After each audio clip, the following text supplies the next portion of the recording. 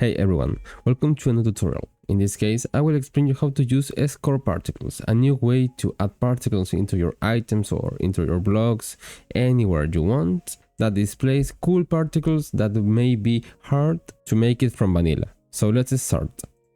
First of all, in this tutorial, we will talk about the format of the particles and some examples. So let's get into the explanation. Here you have the score particle list, where you can see all particles available. Okay, before getting into the examples of each particle, I will teach you how to use them. Well, so we have the list right here. How we can use them? Okay, the basic command is score particles, and you can run them, for example, selecting each parameter after two dots. In this case, shape is blackhole, the particle is smoke normal, that's the amount of points, radius, rate, mode, and time.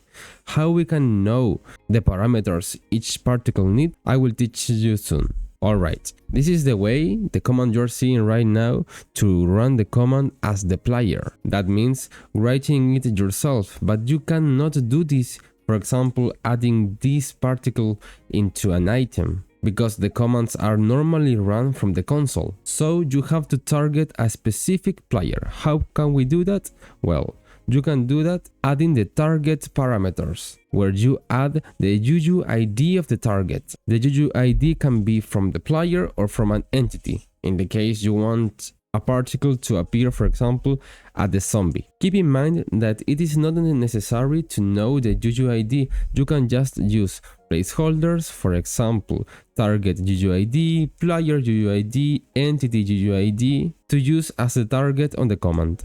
But be careful, remember, you can only use, for example, entity placeholders, such as entity UUID, if the activator is related to entities. That means player right-click activator is not involved with entities, but player click on entity, it's involved with entities. Alright, now we know how to summon these particles at specific targets, but you can do the same with specific locations. You have to select the world, X, Y, and Z. And you can again use placeholders to select this position. And that's all. The first one is to running yourself. The second one is to run at a specific target if the command is being run from the console, for example. And the third one is to run it at a specific location. For example, if you want to run the particle at a specific block, or if the activator is not involved with a player or a target, such as the activators from executable blocks. Okay, we know how to summon them, but we don't know any particles or any parameters of each particle. So let's get into this. In the example I gave you of black hole, we want to know why does it need a particle, points, radius, etc. Well, you can get the parameter list using score particles info, where you select the shape you are looking for, and on the chat it will be displayed the parameters that it needs and what type of parameters it needs. The type of parameters is particle, where it needs a type of particle, for example flames, smoke. The next is integer, where it needs an integer value, for example 1, 2, 3, 4. Then the double parameter, where it can use decimals, for example 1.5, 2.3, and finally the boolean parameter, where it is like a true or false. There may be examples where the particle has different modes and you can enable or disable them. And that's it. Now you know how to summon the particles at player, target, or location. You know how to summon the particles itself, and you know what parameters the particle needs to be summoned. And you will see all particle list with some examples with the parameters I used to summon them. So you can know how each particle looks and what you can do with each one. I hope it's useful for you and you can create some cool animations using particles to your items. Any question, feel free to ask on the comment section. See ya! Hey, this is me editing. I have to tell you that the display of the particles is video, because I wanted to make images first, but I wanted you to know how the animation starts, because some of them has animation and some of them not. So you will be asking which one has animation, how this one starts. And to avoid that, I record them all. If you want to take a look at the shape exactly, you can just pause the video. That's it. I hope you like it. See ya.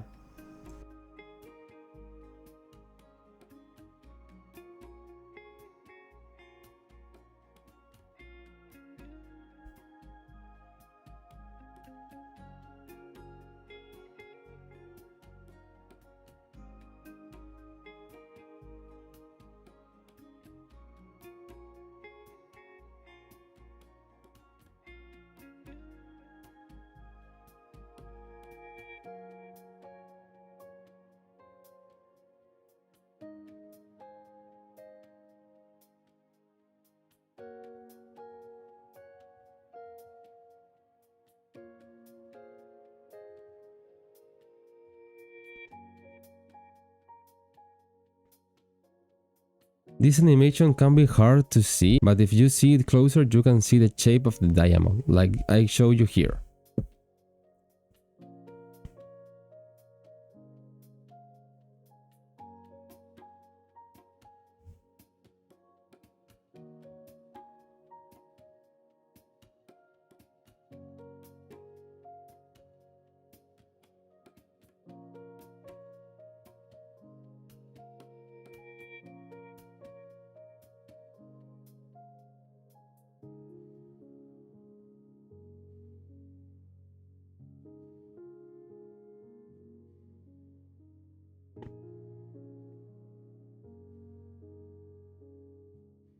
This is similar to the circle, but you can feel it.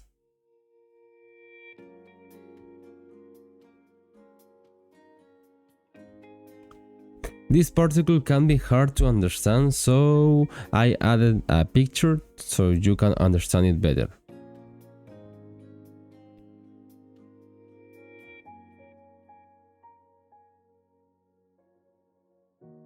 Also, I set the speed of the animation slow so you can see the shape of the pendulum better.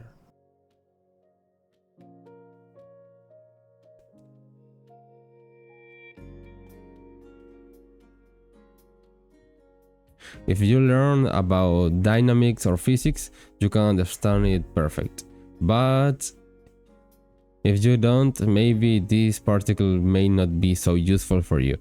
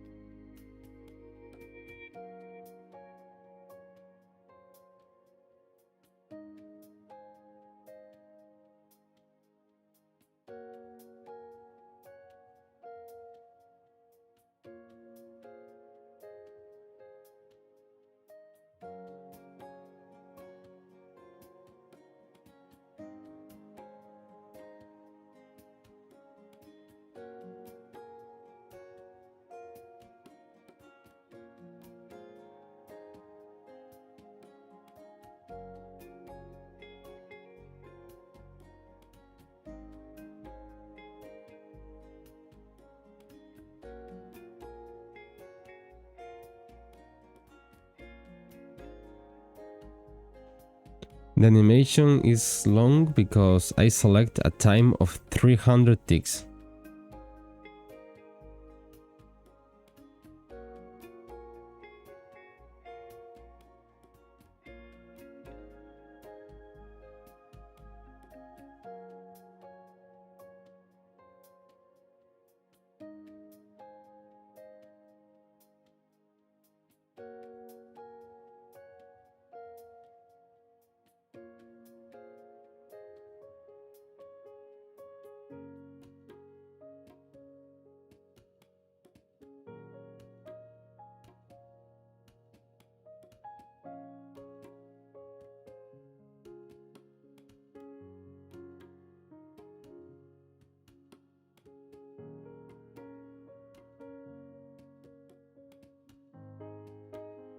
The wave function is literally a function from math. I will show you by the pictures. And now let's get into the video and see if we can understand it. Well, the shape is very weird, but if we take a look at this, I will draw some lines and you can see the wave function.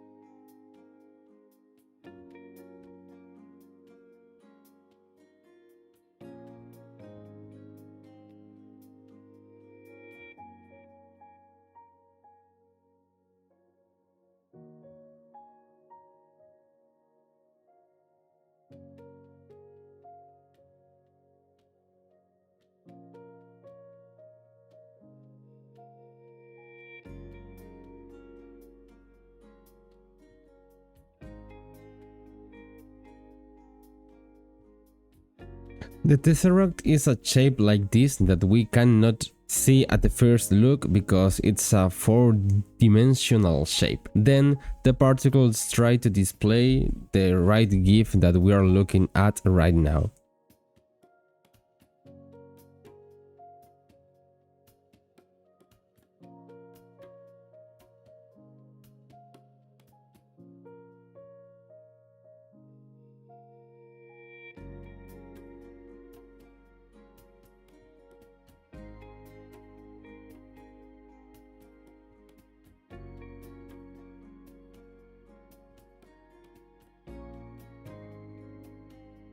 The mandelbrot is also a math feature where if we zoom this image, it will repeat it constantly. That's the point. Now, how do we display it with particles? Well, we have to take a look at zoom, x0 and y0, and I will explain this for this one and also the next one that needs the same, just in case someone skip to this part. He will have all the information. Well, the particle displays right this image, where we can zoom into this image and we can move in the axis of x and the axis of y. That's the point of those parameters. So let's take a look. Julia, it's the same than mandelbrot. We can move on the axis of x and y and we can apply zoom to the next image.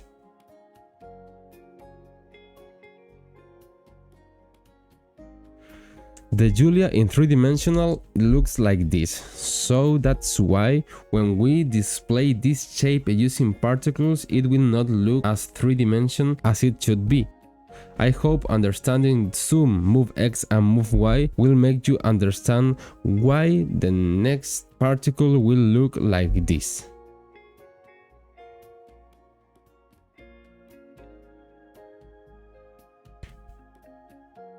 Where we are seeing just a slice of the Julia.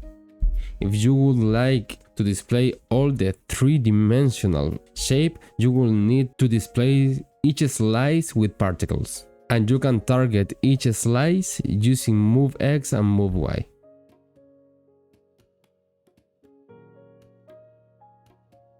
This star is not the star that you may think of. It's the star like the shape of Star Wars.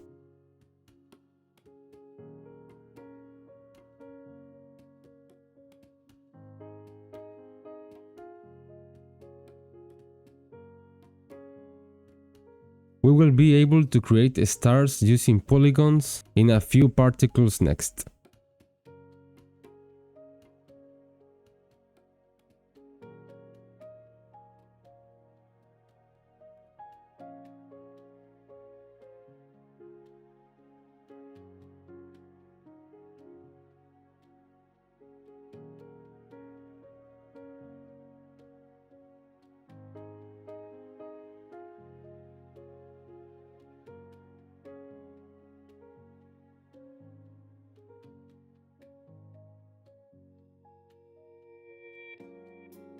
If you would like to display only the triangle, we will also learn it in the polygon particles, that is right here.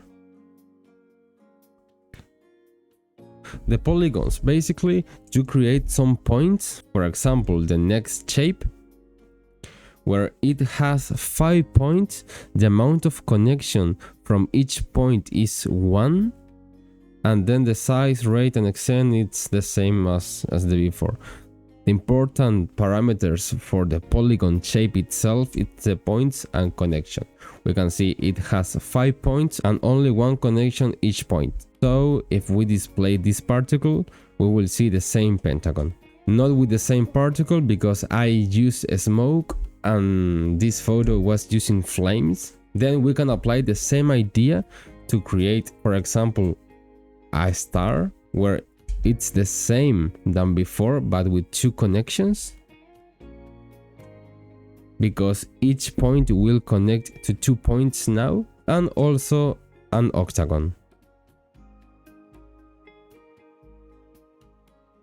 If you would like not to have the lines in the middle of the shape, you can just select the connections to 1.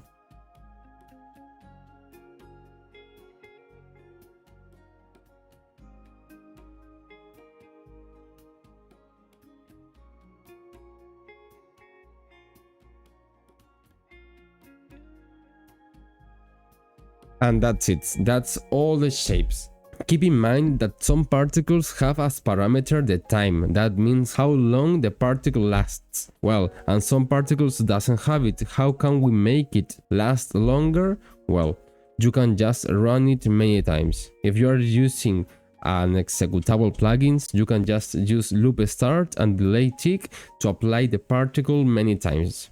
Also, be careful with the values you're playing with because you can crash the server, and I am saying it. you can crash it.